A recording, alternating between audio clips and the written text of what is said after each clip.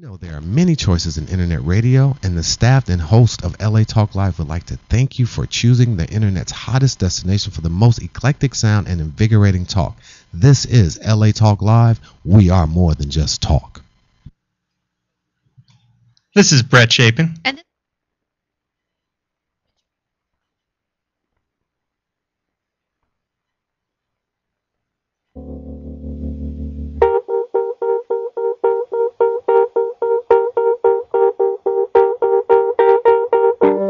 birds flying high, you know how I feel.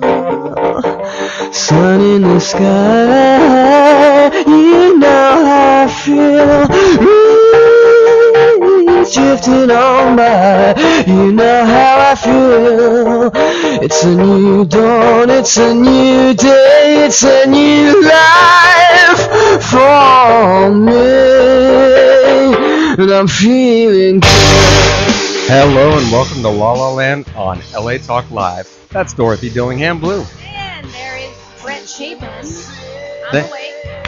Thanks for joining us on La La Land. This is the only nationally broadcast show by Los Angeles artists about Los Angeles artists on episode 126. Yes, can you hear me now? I can hear you now. You can hear me now. Great. Pardon me while I send this tweet. Oh, Done. Ooh. You know, we're Done. fancy here at La La Land. We do tweet. We welcome you to follow us at La La Land Talk. Yes? La La Land Talk. At La La Land Talk. You can also follow us on Facebook at facebook.com/La La Land Talk.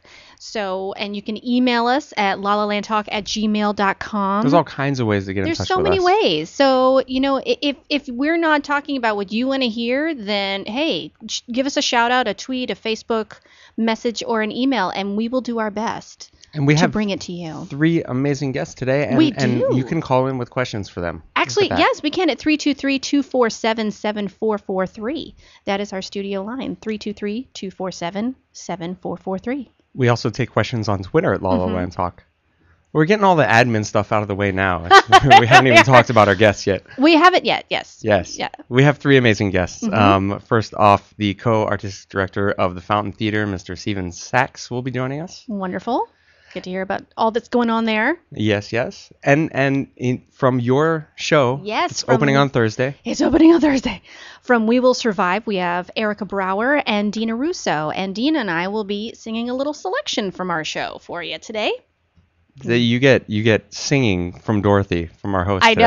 know. Tape it, because it ain't happening very often. So Pretty good deal. Love it. Well, so you're opening a show on Yes. Thursday. I'm opening a show on Friday. We are busy people. It is. Now, I mean, you've probably dealt with this before, but I have not with body mics. And we Oh, have to yeah. talk about the importance of condoms. We really do. We got to talk about condoms and safety. I was going to bring that up, and you beat me to Oh! it. That's perfect. Yes. Let's talk Yeah, about condoms and body let's talk mics about- briefly. I think we should. I think we should. I just found this out yesterday. I didn't even know that that's how it works. But apparently, to keep a body mic dry, because you're sweating, you're supposed to put it in a non-lubricated condom. Right. I had no idea about this. Yeah, I overheard this conversation between Biddy and who else? Was it you?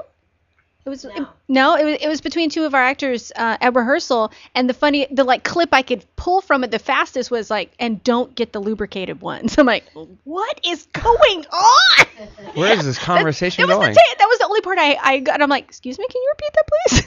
And then they were telling me what it was about. So. It's very odd. Yeah. Yeah. But apparently it works. But and then you have to also be aware of what you're wearing as an actor, because if you are, for instance, I wear a dress in the first act, and I thought about it, I'm like, there's nowhere to put it. So I went and got a special, not a special, but like a different styled undergarment bra per thing that I knew the mic pack could fit in and be held in there better. Yeah. Because Vicky Miller, our choreographer, was like, well, we can make you a garter that goes around your thigh. And I'm like, no. Nothing rubs in my thighs. That's like not going to happen in a show. It's just not happening. Is that distracting in a show for you? If anything's on your thigh? Would you like one in maybe a dance belt for you? Well, because I wear knee pads in my show, and it doesn't really distract me very much. So I'm just wondering. But that's your knee. That's not like your. All right, the not thigh's different. It's not. I mean, and I'm not talking about like by the knee thigh. I'm talking like by the hip thigh. Oh, yeah. I see Right, where you're going with did, that. Did you see the light bulb that just like really Yeah. popped over his head right there? That was awesome. I thought you were talking about where you put like a little gun in an old movie, like where the women would keep the gun on the outside of the thigh. But never mind. What's the name of your show, Dorothy? It's called We Will Survive. and Where's it playing? It is playing at the San Pedro Theater Club, sanpedrotheaterclub.com, which is down in, where is that? San Pedro. And it's at the 600 block of Pacific. So if you go to around the corner from the Warner Grand Theater, that is where you will find us. Very nice. Yes. Go ahead. Ask me what the name of my show is. Hey, Brett, I hear you're in a show that opens on Friday the 13th of September. What is it? It's appropriately Friday the 13th, and we're opening Little Shop of Horrors, at Kentwood Players Theater, kentwoodplayers.com for information on that. It's also called the Westchester Playhouse. We're working really hard. We have an amazing cast, and they were in here last week. Yes, they were. Very lively group. There was like 20 of them. It was Yeah, crazy. I know. I had to use the ding system to make sure everybody was able to speak. Yes, but everybody got in. They were. I was great. impressed. Good I was stuff. impressed, yeah. So go check it out. Yeah. kentwoodplayers.com. Fabulous. Theater Palisades just opened To Kill a Mockingbird. That's right. The I'm place- going to see that tonight with previous guests Brendan Welch, as well as other fabulous fancy people. Richard Little, who is a friend of ours as well, and Bronte Sorotsky, who's done Theater Palisades youth programs with me. So I'm really excited. And who else? Martha Hunter, Sherry Martha Hunter, Coon. Sherry Coon. I'm missing a lot of people, but we adore you all. So, Tons of great people. yes. So go check that out at theaterpalisades.com. And anything else for Theater Minute? Let's get to our guests. I think we should get to our guests. Let's do it. Yeah. So we will be back on La La Land on LA Talk Live. Again, if you have any questions for our guests, give us a call at 323-247-7443, 323-247-7443. We'll be back with Stephen Sachs, co-artistic director of the Fountain Theater, on La La Land with Brett and Dorothy on LA Talk Live.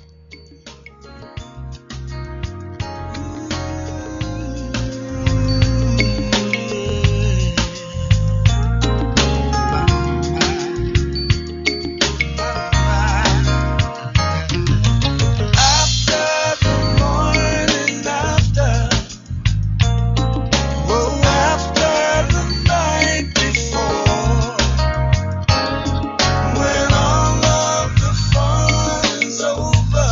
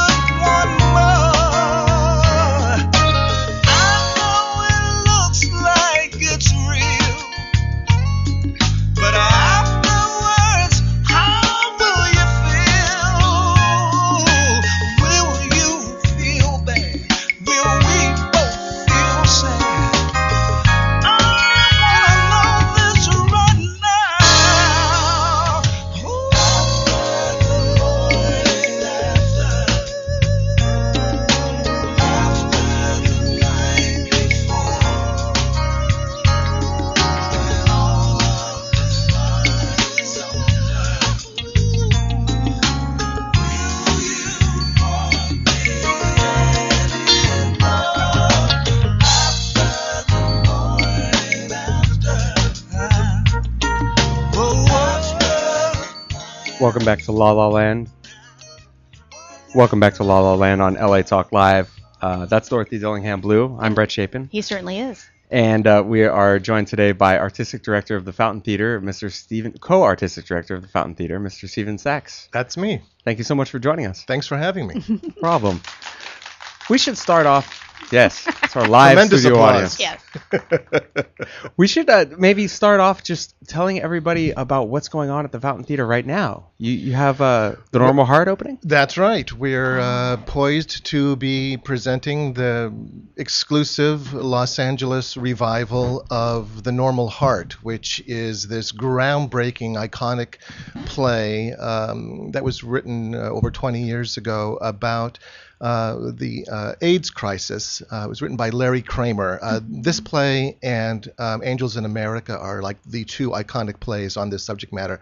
But it's more than just a play about the AIDS crisis in New York City. It's really a love story and a powerful drama and just a riveting piece of theater. And it has not been seen in Los Angeles for nearly 20 years. So we got exclusive permission from Larry Kramer and Daryl Roth, who was the New York producer on Broadway, for the exclusive rights to do this Los Angeles revival. So we're very proud to be presenting it. Excellent. And that opens on September 21st? On September 21st, right? And it runs through November 3rd. Friday, Saturday, Sundays? Yeah, Thursday through Saturday nights at 8, Sundays at 2 at the Fountain Theater. FountainTheater.com for information on that. Correct. 323-663-1525. There you go. There it is. Now, it's interesting that it hasn't been on in LA in 20 years. Is it just by accident or? Well, no, I don't think so. Los Angeles is sort of a unique theater market. Some plays, some plays are more difficult to get than others. Some projects are put on hold and become not available to Los Angeles because of the focus on LA from a media standpoint. So some plays are more difficult to get than others, and there's a variety of reasons why any play may or may not be available in Los Angeles. Okay. Do you think that maybe plays become unavailable because people consider New York to be more of a theater mecca than Los Angeles, or is it just general availability? What do you think are some of the most common reasons, I guess? It's, I think, primarily because Los Angeles is such a media center because of film and television and the print attention, that producers are careful about granting permission to do plays in Los Angeles as opposed to other markets in LA. Than LA. LA is often a tough market for some plays, tough for us to get. And then, of course, having an intimate theater like I do, the whole question of getting permission to do a play in a smaller and more intimate venue like mine as opposed to a larger mid-sized theater in Los Angeles is always a problem as well. Sure. And tell us about how the Fountain Theater got started, how the beginnings of it. The Fountain Theater has been in the heart of Hollywood there for about 23 years. My partner Deborah Lawler and I started it back in 1990. We started on April 1st, April Fool's Day, which of course is the perfect day to start a theater company in Los Angeles, or anywhere actually. Sure. Absolutely. Yeah. I had been running theater companies in Los Angeles prior to that, and Deborah Lawler was an independent producer here in LA, and she had happened to be in New York at the time, and she got into this near fatal car accident in New York, and she was recovering from her accident and laying in the hospital bed and thinking to herself, if I survive this, I'm going to start my own company. I'm going to do what I've always wanted to do. I'm going to start my own theater company in Los Angeles. So thank God she recovered well and moved back to LA and contacted me and said, I want to start a company. Would you help me run it? And I said, yes. And that's how the Fountain Theater began. Wow. Fantastic. What was your first show there? It was a play called Winter Crane, which was the world premiere of a new play based on a Japanese fable. Part of our artistic mission at the Fountain Theater is to create work that reflects the diversity of Los Angeles, the cultural, social, and ethnic diversity of LA. It's such a diverse landscape here in Los Angeles. So that's our artistic mission. So our first piece was a new play that was based on a Japanese fable, and since then we've been producing and creating a whole variety of diverse work ever since. And Great. your work as a producer certainly has spanned. You also work with Deaf West, and that's a diverse community within itself as well. It certainly is. Every project that we do at the Fountain Theater is chosen to serve a specific cultural group, a certain audience, a certain underserved community. The gay community, the black community, Asian, Latino, whatever it might be, Armenian. And the deaf community was of special interest to us, especially to me. Prior to starting the Fountain Theater, I had been working with deaf actors and writers in Los Angeles prior to that. And then when we started the Fountain Theater, one of the things I really wanted to do was to create a deaf theater company in Los Angeles. There was none at that time. So I did some workshops and some things at the Fountain when we were just underway. Then someone told me about this guy named Ed Waterstreet, who was new to town and looking to do something. And so Ed and I met, and we shared the same vision for a deaf theater company in LA. I invited him into the Fountain, and that's how Deaf West began. He created Deaf West at the Fountain Theater. We presented the first 3 productions there. I directed one of them, and then they got a grant, which enabled them to get their own space, which was always the goal. Sure. And now they have their own venue on Lankershim Boulevard, and they've been doing phenomenally well. Absolutely. I love that. Yeah. Because I think, fostering the growth of other companies when you have a space is very important. It's because if you just say, okay, you can only do your stuff in my space, that's so limiting creatively. But when you're just like, I'm here to be that incubator for you to go and create and grow and get your legs somewhere else, that's part of mentoring, I think. And sometimes people get a little closed. So yeah, I agree. I mean, the Fountain Theater, the physical building itself is kind of this wonderful old homey kind of place, and we think of it as an artistic home, and it's part of our mission is to invite people artists into our home to create an environment where this kind of work can be done. So yeah, I agree with you. That's just part of who we are and what we do. wonderful. I think at last count there was 400 something theaters in Los Angeles. So a lot of people are trying to start new theaters in this town. What advice would you give them? Perseverance. It's a lot of hard work. Takes a lot of effort. It's a huge market, like you're saying. There's hundreds of theaters like ours in Los Angeles, and so you have to kind of fight to push your way through and to increase your profile in LA. It's a lot of work, a lot of time, a lot of effort. Be passionate, and I think you only create theater because you feel that you need to, that there's nothing else that will give you the same kind of joy and satisfaction. If you're doing it for the money, stay out of it. Ain't that the truth? Choose accounting, go into insurance, not Very theater. true. And of course you are personally a member, and Fountain Theater is a member of the Los Angeles Stage Alliance. LA That's Stage correct. Alliance. That's right. Can you tell our audience, for those that aren't familiar with the Los Angeles Stage Alliance, what they do there and why you enjoy being a part of it? Yeah, sure. The LA Stage Alliance is this organization in Los Angeles that includes most of the theaters throughout LA. There are hundreds of members. It's sort of this network. It's a group that we all are members of, and its purpose is to help promote theater in LA and to help producers create theater and to help communicate amongst each other and to be an advocate for the arts in Los Angeles. So they do a lot for us, and they also are the hosts and sponsor of the LA Ovation Awards, which is sort of LA's version of the Tony Awards here in Los Angeles. Oh. Now, Great is group. LA Stage Alliance who has the new storage space Yes. as well? That's right. That's right. And And- they got the truck, didn't they? Did they get the They truck? did get the truck. They got the I truck. believe. Yeah. And you can go on LAStageAlliance.com if you want half-price tickets to most of the shows in LA. That's right. That's right. They have half-price ticketing there as well. Good stuff. I mean, that's sort of another indication of how different LA is from, say, New York. New York has the half-price ticket booth where you go to a physical place in Times Square because everything is centrally located in New York. In Los Angeles, we're so spread out that it was finally realized that you couldn't have a physical place to go to. So it's all done online. It's great. Yeah, It's interesting. I mean, very different than New York. Yeah, it's a different landscape entirely. Absolutely. But the interesting thing about it is that more theater is created in Los Angeles than any other city in the world. More theater is produced in LA than in New York, than in London, than anywhere else.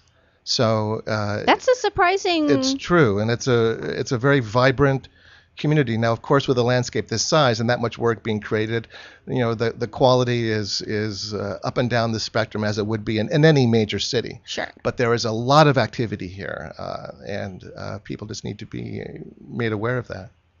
I think it kind of harks back to the Mickey Rooney, Judy Garland things. Let's put on a show, and I think that spirit is very much in LA. Like they really. If you've got a space, it doesn't matter if it's a barn, you find theater in LA in the strangest places, in gardens and in museums and theaters. And I think if you have the passion and you have the fortitude, then you can really create something out here. You don't have to go through one street in a large city in order to have a play. That's true. That's true. I mean, theater, Los Angeles does provide the opportunity to do that kind of thing, and the 99-seat plan, which a lot of our theaters operate under, allow you to do that kind of thing. Theaters in a storefront or in a garage or something like that. That kind of thing does go on, and I know that LA theater may be perceived as doing that to some extent, but actually there's a lot of very serious theater that's done in Los Angeles. There are many of us, many companies where the work is not about let's put on a show or let's do a showcase so that we can then get a job in television or film, or a showcase so my agent can see me so I can get TV work. There's this myth in about Los Angeles theater and about Los Angeles actors that they do the work just to be seen, to be cast in a film or a television show, and it's just not the case. It's at least not the case at the Fountain Theater and other theaters like ours that do it for, I think, the right reasons. I think LA actors are dedicated actors. They're hardworking. They are there to do the work. They're serious about their craft. Often they give up auditions for a television or a film to do a play. Often they give up work to do a play that pays them next to nothing. And it's all about the work, and they are serious about what they do. And I'm just in awe of actors in Los Angeles, and I just want to celebrate them and give them the credit I feel that they're due. Yeah, we had Ann Noble on with Antaeus, and she was talking about her friends are always going, wait, you came to Los Angeles to do classical theater. Can you repeat that for me, please? Yeah. Surprise. Yes, and surprise, and she loves it. I mean and she's found an artistic home and where she can work this passion that she has for classical theater in Los Angeles. Exactly. This whole conversation that LA isn't a theater town that's been going on, it's completely untrue. I mean, I think LA is just as much a theater town as New York, as Chicago. And like you said, there's more theater produced in LA than those towns anyway. There is. A lot of opportunity for actors. Yeah, the struggle that we have is that we fight against the umbrella of the film and television industry, and that's sort of the public perception of what LA is, and like Washington D.C. is government or whatever the home industry is. So we fight against that perception. But there is a lot of good theater happening in Los Angeles, yeah. It's interesting, too, because for all the theater that does go on here, it seems like the community is very small and very tightly knit. Oh. Everybody knows somebody who knows someone who knows someone. Yes. Yeah. It's great. We've talked a lot on the show about the 99-seat agreement, 99-seat plan in Los Angeles.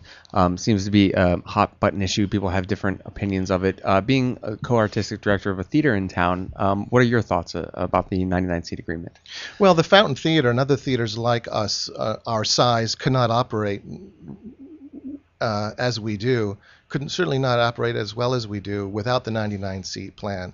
It was created, over 20 years ago. So that union actors or members of Actors Equity can appear in plays in Los Angeles without a union contract. So it enables us to use actors of high quality in intimate theaters like ours, and it's been a godsend to us, and to actors as well, because it has enabled very high quality actors, dedicated theater artists to work in intimate theaters for the purpose of doing the work. And I think it's proven to be extremely valuable to LA, and it's just part of the theater culture now. Sure. I mean, I agree it could maybe use some revisions, but I look at, like we were talking off air, a lot of the opportunities I've had as an actor, and you, I'm sure, feel the same way. We wouldn't have had those opportunities were it not for the 99-seat plan. So I can kind of see both sides. There are a series of talks currently underway to look at revising the plan and how to keep it current, and which I think is probably a good thing. But it's really important that Los Angeles keeps it, because it's just been the lifeblood of the intimate theater community in LA. I think it would help if they could increase the payments to actors more than, because a lot of them just make agree. $11 per show, know. And there's a point where if you want to make LA a theater town, then it has to be at least possible, if you do show after show after show in Los Angeles, to make a living wage. And that to me, we deserve it. We deserve it. Yeah. We put in hours upon hours, and we're asked to prioritize, and we want to prioritize. But when you come home and you are looking at your family and you have to explain to them, I'm sorry, I won't be taking this job because I'm going to audition or I'm going to rehearse for a show where I won't be paid. That's a difficult conversation to have with your family, and it's one that not everyone is willing to have. So, but you want to have that passion. It's like, where do we draw the line? Mm-hmm. And I think we have to really look at that closely. So everyone wants to keep working. They do. They want to work. They want to act. It's not that. It's that they also want to be able to provide for their families, and I think that needs to be assessed. So I agree. It's hard enough to make a living in the theater at all, period, no matter what level you're at, but certainly to do it, if you're thinking of making a living as an actor under the 99-seat plan, it's not going to happen for any of us. And the theaters themselves, companies like mine, we're not making a profit either. I mean, there's a reason why they call it nonprofit theater. We do it for the love of what we do. Sure. We're talking with co-artistic director of the Fountain Theater, Stephen Sachs. If you have any questions for Stephen, make sure to give us a call at 323-247-7443, 323-247-7443. What do you think to you is the most important thing that you want your patrons to take away from a show at the Fountain Theater? What do you want them to leave the theater feeling or thinking?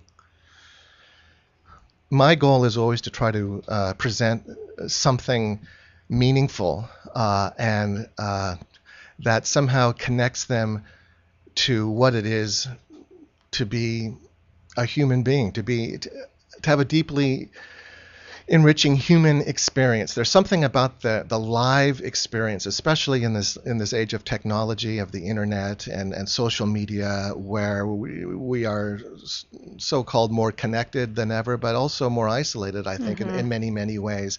And one of the glories of theater is the live experience, the live human experience of people gathering in a shared space to have this communal experience in real time, a story told to them by other human beings, and that somehow enriches them and empowers them and opens a window into a world maybe they've never seen before, or makes them consider themselves in a way that they've never thought.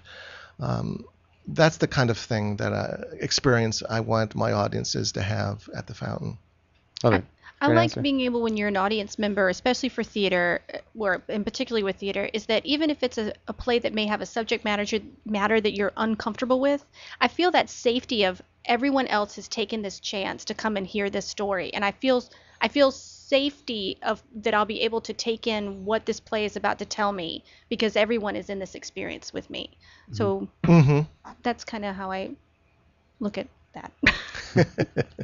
There's a great quote about that from Sherry and Renee Scott, where she talks about how theater is different than film because film is represents an experience. It's a picture of an experience that you have, where theater, the process is the experience, and everybody goes through it together and shares in the process. Mm-hmm. And there's that's why it's more like real life. Yeah, I agree with that. Makes a lot of sense. Thank you, Sherry. Yeah, thank you, Sherry and Scott. So is there anything that you would like to tell our audience in closing about the Fountain Theater? FountainTheater.com, by the way, for information, and StephenSachs.com for information about Stephen personally. Anything further about the Fountain? Yeah, anything coming up after the Normal Heart you want to talk about, or? Well, we're still kind of looking at what we're going to be doing in the coming year. Just that we've been there for 23 years and look forward to another 23, and it's been a remarkable, enriching ride for us so far at the theater, and I feel very blessed to be doing what I'm doing. Good answer. I feel very blessed to be doing what I'm doing as well. Yeah, me too. In LA. Wow. Well, thank you so much for joining us. Absolutely, my pleasure. Come back anytime. I will. That was our co-artistic director of the Fountain Theater, Mr. Stephen Sachs. Mm-hmm. I need to go to rehearsal now. So I'm going to let Dorothy take over the rest of the show. She's got it covered. If you have any questions for any of our guests, make sure to give us a call at 323-247-7443, 323-247-7443. Yeah, Take it away, back. Dorothy. Yeah, we'll be back with Dina Russo, and I will be performing a number from We Will Survive. Love it. On La La Land with Brett and Dorothy on LA Talk Live. Yep.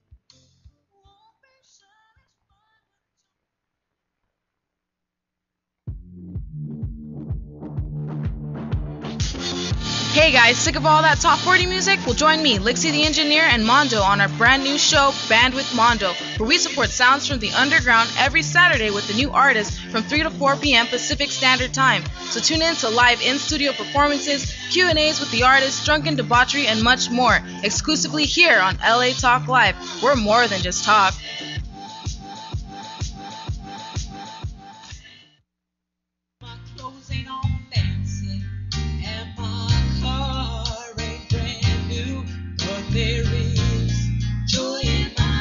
Hello, I'm Joel Ramirez. And I'm Lolita Robinson-Coppage, and welcome to Joy in My House on LATalkLive.com.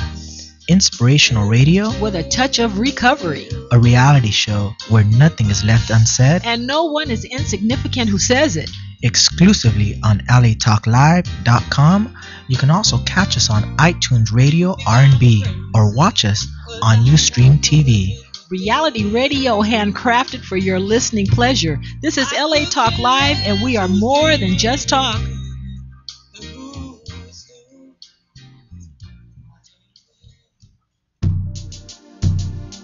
Hi, this is Barbara Perkins, inviting you to join us every Sunday afternoon at 2:40 for Sisters at the Well Radio, a conversation with women about women.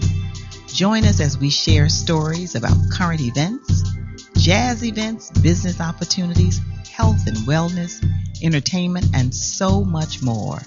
So don't forget to tune in Sundays at 2:40, exclusively on LATalkLive.com. You can also catch us on iTunes Radio R&B, Live 365, Radio Flag, or watch and listen directly at LATalkLive.com. Reality radio handcrafted for your listening pleasure. This is LA Talk Live, and we are more than just talk.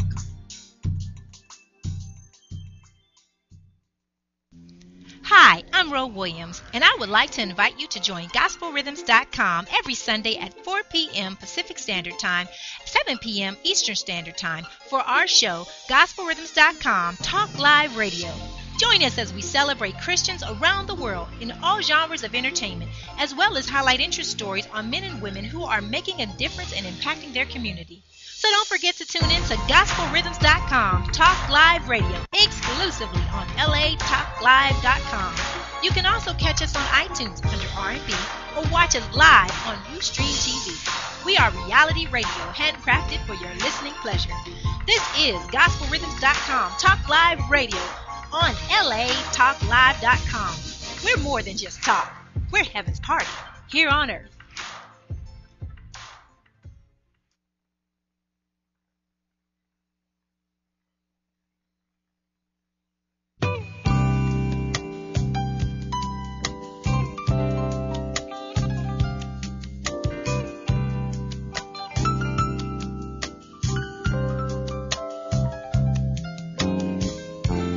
I was just a writer on the stone. I needed love to keep me feeling warm. I was hanging around with nothing else to do. It's about time that I found something new. The answer, boy, is you.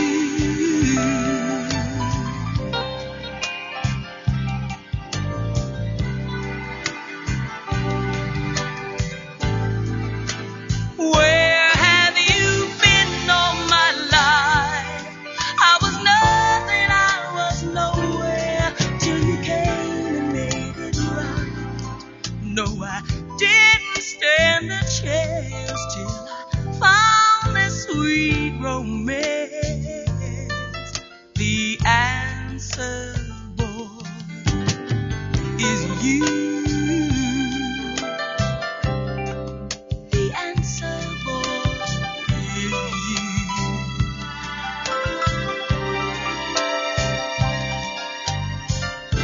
When you touch me, there's something deep inside that tells me you're the reason I'm alive.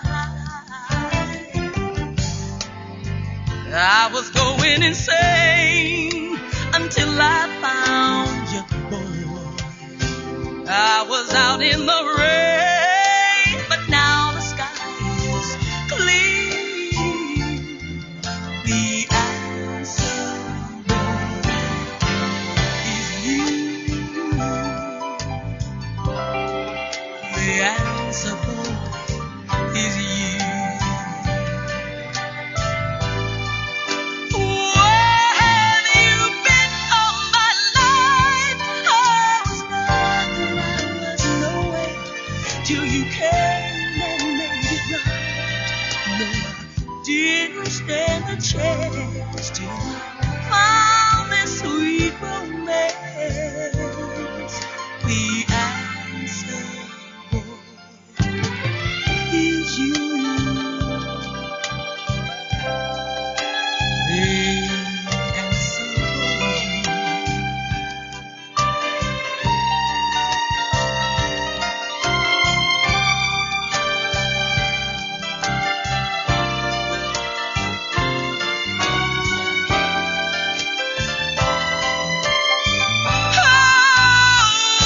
Have you been all my life? I was nothing, I was nowhere till you came and made it right.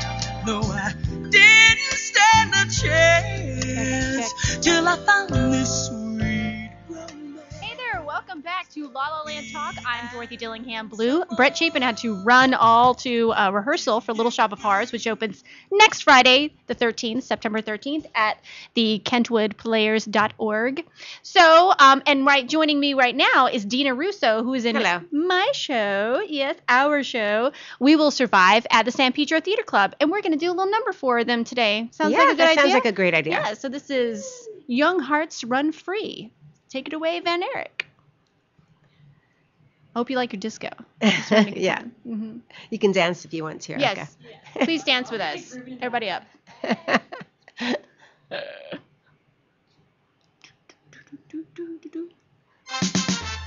Yeah. Here it comes. A little higher for us, Van Eric. Be awesome. What's the sense in sharing this one and only life? Ending up just another lost and lonely wife. You count up the years and they will be filled with tears.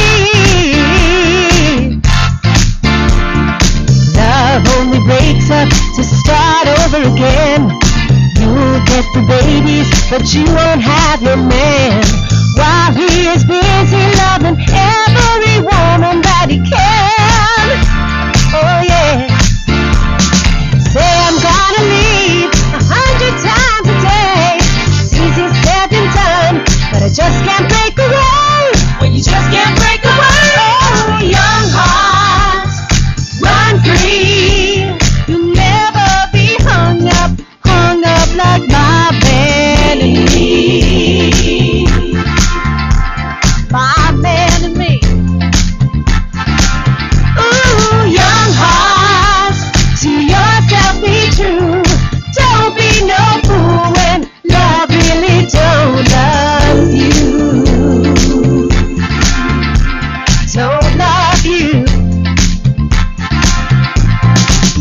It's our time now, just one crack at life. Who wants to live it in trouble and strife? My mind must be free to learn all I can about me. Now I'm gonna love me for the rest of my days. Encourage the babies every time we say self-preservation is what's really going on today. Yeah. Say I'm gonna turn this 1,000 times a day. But how can I turn loose when I just can't break away? When I just can't break away.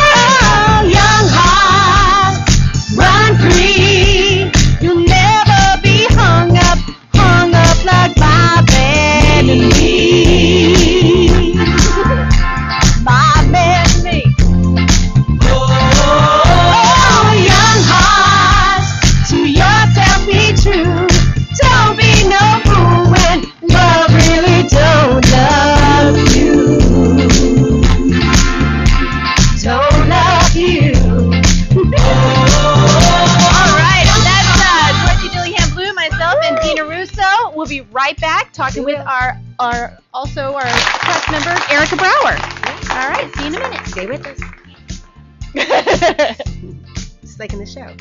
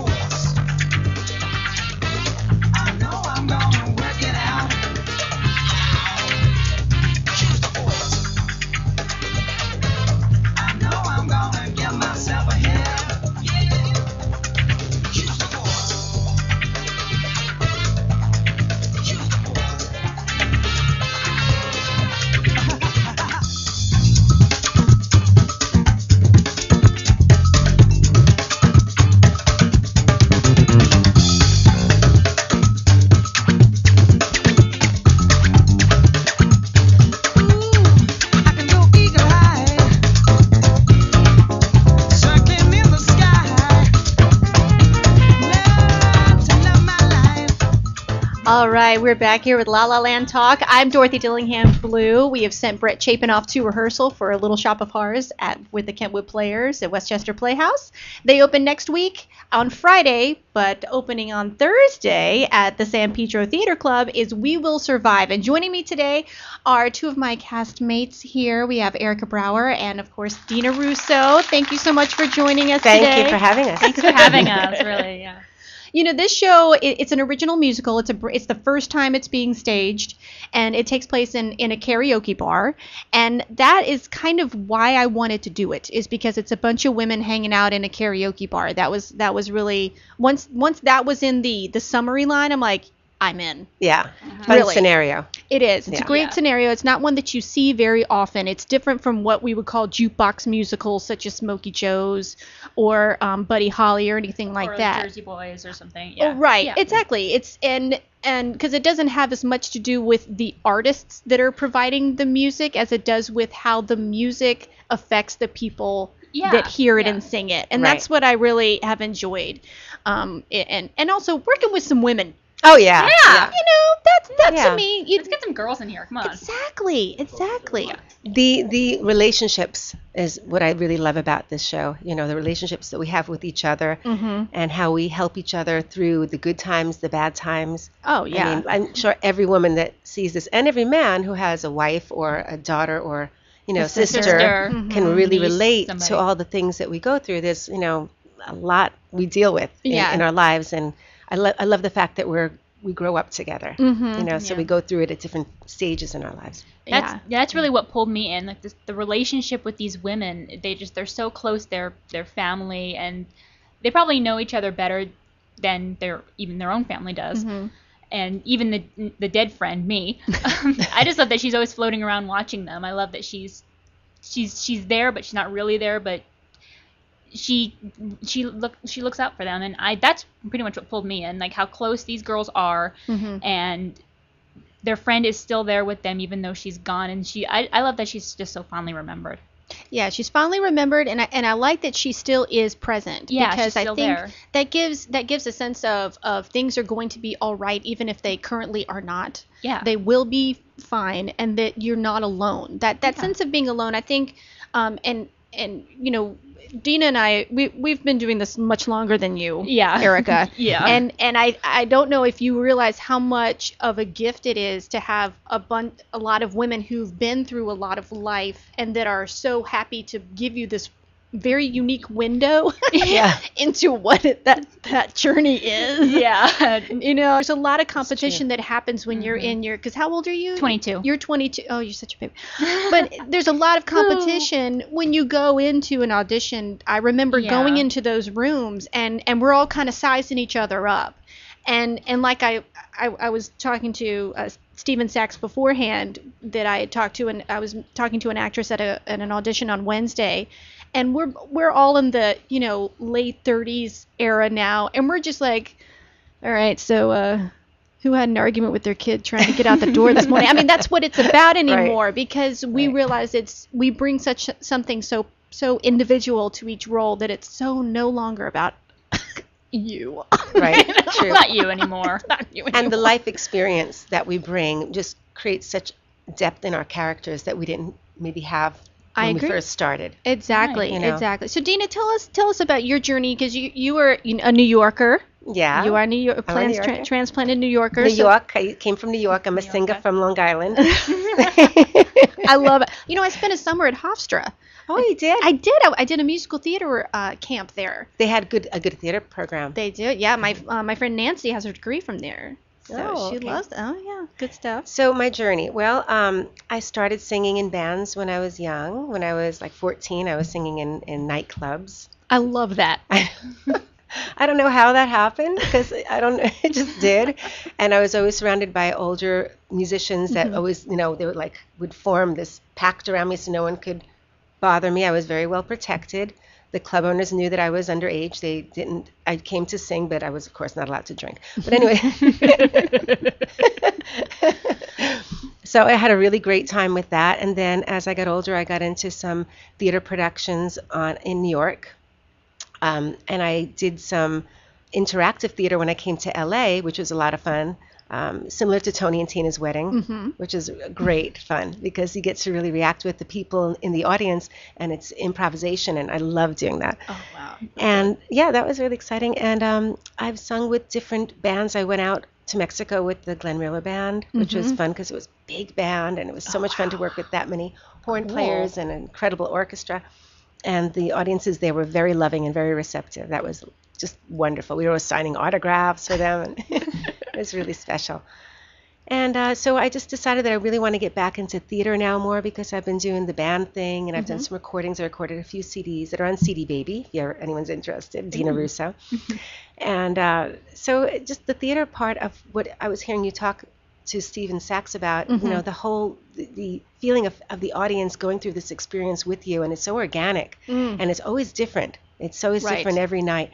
And so I really love that. So when I came into We Will Survive, I just felt, thank you, God. What a blessing Mhm. to be, not only am I with an incredible cast, and I'm not just saying that, I mean, the people, I just feel like we've already bonded so quickly, and we've Yeah. become like, just really close, and we all really respect and appreciate each other's talent.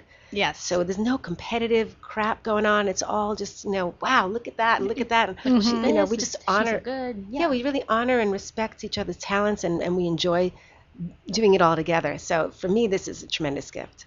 Oh, see, I love it. I love it. Now, Erica, how'd you come in? My journey. I started out as a dancer originally. I started about maybe when I was 8, 9. I was on the cusp there Mhm. with Irish dance, and that was a lot of fun. That kind of got me into the whole performing thing, and really, it's really hard. That kind of taught me like the meaning of like having to fly by the seat of your pants, and it's insane. Wait till I tell you about the St. Patrick's Day shows. Oh my god.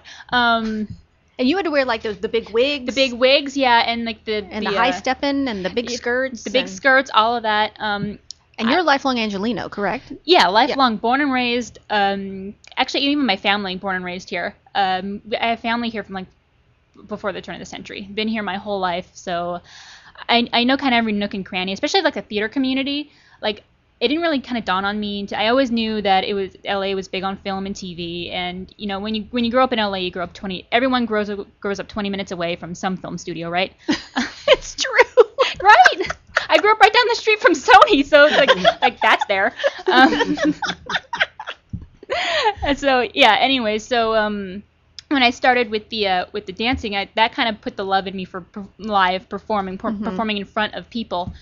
And when we do shows on St. Patrick's Day, there would be days when we do 9 shows in one day, and we'd be driving all over Southern California. Like I think there was one day where I had to go to Pasadena, to Beverly Hills, to Santa Monica in one day.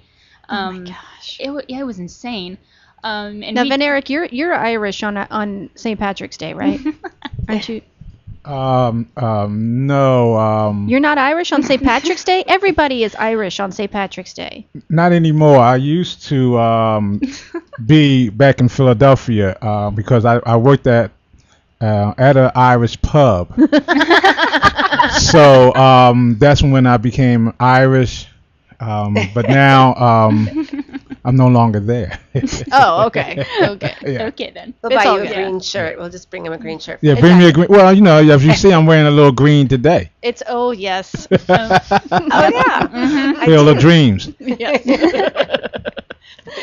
Oh my goodness. So anyway, we'd perform everywhere from retirement homes to school carnivals to pubs and restaurants, and they'd be like ushering these little 8 to 12-year-old girls in and out of these like pubs with so many people in it, and they'd like make a little space for us on the floor, and we'd do like a little set, and it was in this huge crowded room, and it was like one of the best things because it was so like this one instance where we danced at this restaurant, and they just like made a little circle for us, and we all danced, and we did this little set of dances, and they were just so like endeared to like this little group of little girls just with big hair and big dresses, and I thought to myself, I want to always feel like that. Like we're grown ups, and like, and I want to always see the looks on these people's faces. Mhm. And so middle school, I got into theater, and it's kind of why my resume is a little light. Like I haven't done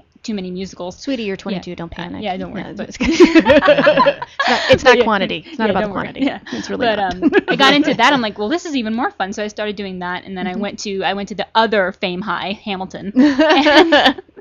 And, well, sort of like the other LA Fame High, because everyone locks up, blah blah blah. Anyway, and I got kind of the experience there.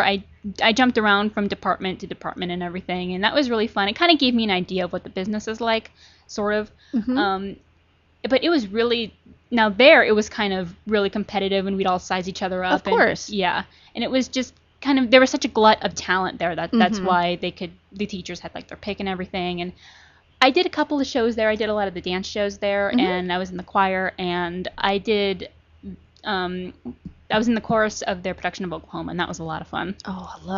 Lori makes a decision. She finally makes up her mind. I think I was a featured dancer. I was a postcard girl, so my aunt just loved that. She's like, "Oh, you're a slut. Cool." I'm like, "Sweet. Yay."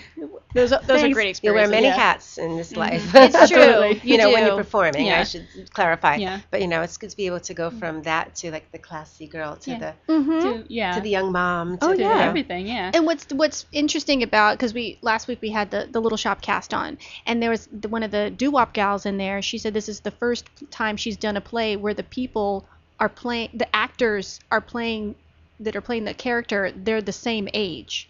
Because when you're in college and you're in high school, you kind of have to do it. You have Exactly. to really make yourself up. The short kid always has to play the old person. Right. You ever notice that? Yeah. I don't know why, but that's what happens. So the short, the big girl has to play Aunt Ella, right? Because that's how it was. Yeah. Right. Yeah. I mean, that's kind of what always happens. But what's interesting for you, especially jumping into seeing this, is we're actually playing these people in these ages. And everything. That's what, when Alta sent me the script, she's like, "Oh yeah, she's in her early 20s, young." I thought, okay, well that fits. Like, Exactly. I know some people still think I look 16, but I'm 22, believe me. So like, okay, this will fit. And then I read the script and I just thought, oh, this is such a great story. There's such like camaraderie. And like there's this, I really wanted to jump at the opportunity to just play this presence who just like, she's like a guardian. She is, yeah. Not just for the friends, but the two of you, your characters are sisters. We're sisters. Right. Yeah. And that I always love having like a family member character in a show, because I think that adds a whole other dimension. Like I did the Reimers of Eldritch, and I mean I played like the wacko mother, but I loved having another actor who I was supposed to take care of.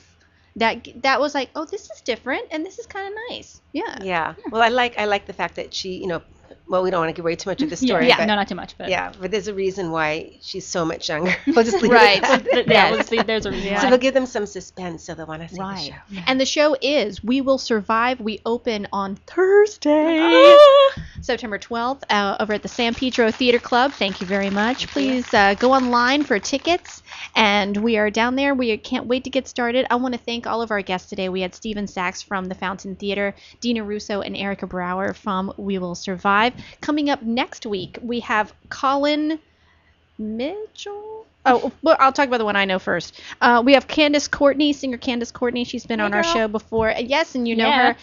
She is an accomplished singer. If you want to see her, she is doing a show this coming Friday the 13th over at Lafayette Park. It's a great show. And then she'll be visiting with us on the 14th on our next show, and she'll be doing a performance with her musical partner David Kowal. And then also we have Colin Mitchell from Bitter Lemons. Bitter Lemons is a great site. You can go there, and it kind of takes all the reviews that reviewers have done about a play, and it rates it as if it's percentage sweet or sour. So that gives you a little insight as to what you might want to check out. So be sure to check us out on Facebook, facebook.com/LaLaLandTalk, Twitter at twitter.com//LaLaLandTalk. You can email us at lalalandtalk@gmail.com, and we look forward to seeing you next week. So I'm Dorothy Dillingham Blue, Brett Chapin. Have a great rehearsal, and we will see you next week.